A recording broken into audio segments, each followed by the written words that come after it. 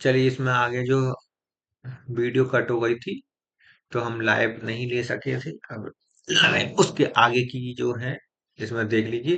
जो डिसीज है एंथ्रेक्स, ये बैसिलस एंथ्रासिस से होता है और अफेक्ट करता है कैटल, शीप और एलिफेंट को अफेक्ट करता है। ब्लैक लैग जो होता है ये क्लॉस्ट्रीडियम चौबोई द्वारा, बैक्टीरिया द्वारा होता है और ये कैटल और शीप को अफेक्ट करता है। ब्रूसेलोसिस जो है ये ब्रूसेला सोइस से होता है, बैक्टीरिया से होता है और ये पिग को अफेक्ट करता है। ब्रूसेला मेलिटेंसिस जो है गॉट और शीप को अफेक्ट करता है।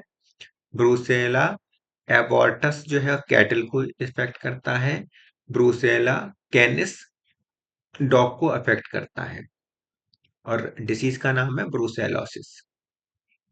लिस्टेरियोसिस जो है ये डिसीज है और ये लिस्टेरा मोनोसाइटोजीन द्वारा होता है और ये प्रेग्नेंट वुमेन में हो सकता है, इम्यूनो कम्प्रोमाइज्ड इंडिविजुअल में हो सकता है, गुनिया पग, रैबिट, स्क्वायरल और काफ में होता है। रॉक माउंटेन स्पॉटेड फीवर जो है ये इसका कॉजेटिव एजेंट है रिकेट्सिया रिकेट्सी और ये फीवर है एक प्रकार का और ये वेक्टर इसका है टिक।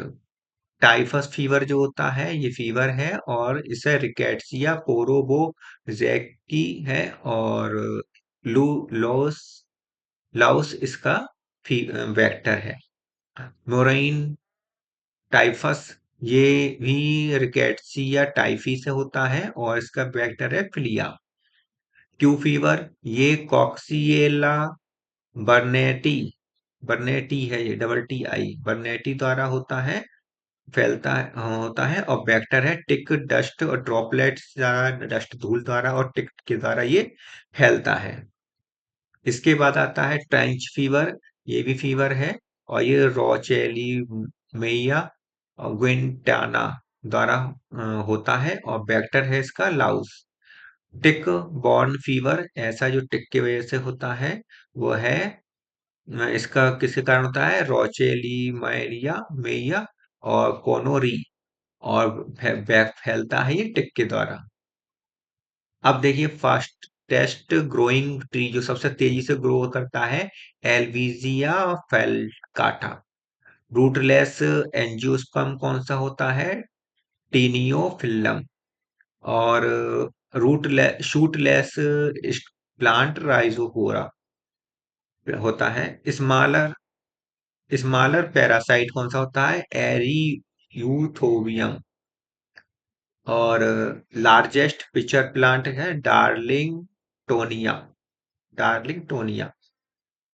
लाइटेस्ट सबसे हल्की लकड़ी किसकी होती है, एस्चिनोमेन हिस्पीडिया जो पेपिलिनोसी का है। दूसरा दूसरा है arc ऑर्करोमा पायरोमिडेली।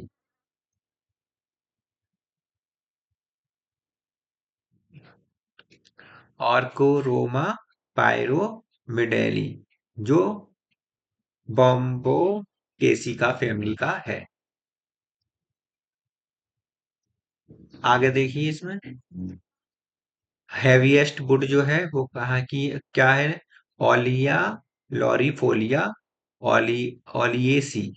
Tree with large greatest girth, जिसमें girth ज्यादा सबसे ज्यादा हो, कैस्टोनिया सटाइवा और दूसरी है यूरोपियन चेस्टनट और जिसकी girth होती है एक 167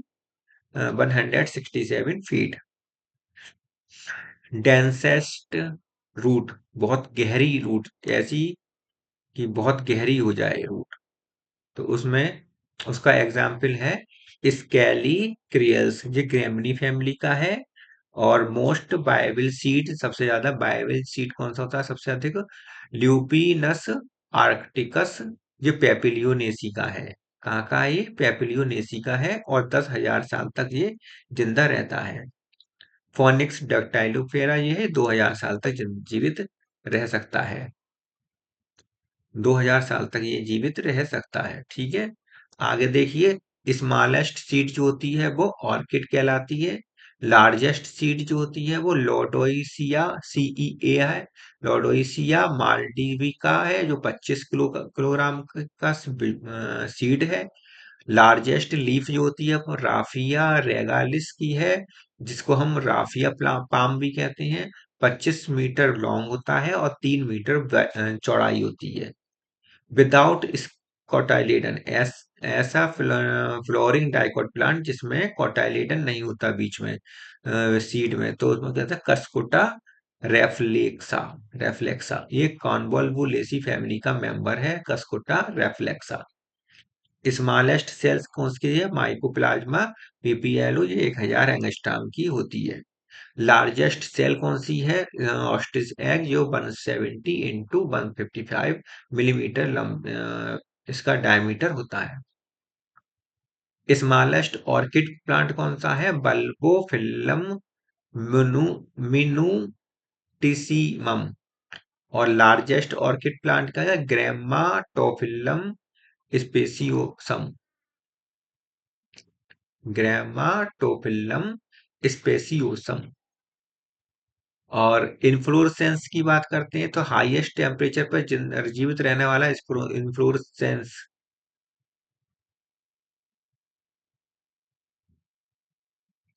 इन्फ्लोरेसेंस जो हाई टेम्परेचर पर खिलता है वो है लाइसी चीटोन। लाइसी चीटोन जो 40 डिग्री से और 50 डिग्री के बीच टेम्परेचर होता है, तब जाके ये खिलने शुरू होते हैं। लार्जेस्ट इन्फ्लोरेसेंस, सबसे बड़ा इन्फ्लोरेसेंस किसका होता है? टॉलीपोट पाम का। टेलीपोट पाम का होता है। इस टेलीपोट पाम को हम का बॉटनिकल नेम है कॉरिफा अम्ब्रेकुलिफेरा। कॉरिफा अम्ब्रेकुलिफेरा। ठीक है, यहाँ तक आज करा दिया है। और इसके बाद फिर अब आगे हम पढ़ेंगे।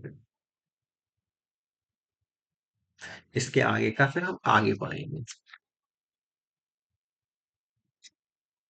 ठीक है, चलिए तो फिर रखते हैं।